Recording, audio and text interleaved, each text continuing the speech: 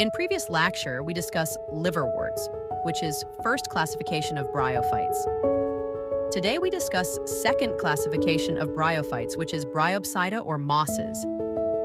Mosses are small non-vascular flowerless plants.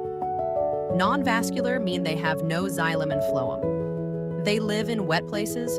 They can also grow well in dry places. They grow to form cushion or mat on rocks. The adult plant body of mosses is gametophyte. Gametophyte is largest green part.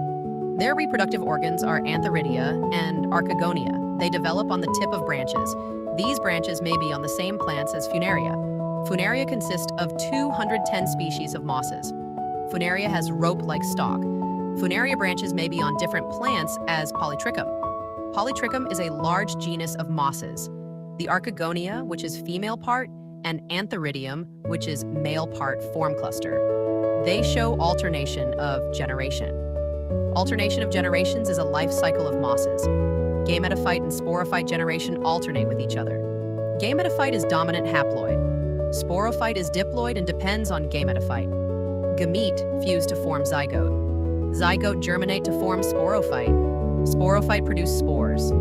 The spore of mosses produce algae-like structure called protonema. Protonema is absent in liverworts. Liverworts are simplest bryophytes. A bud is formed on protonema.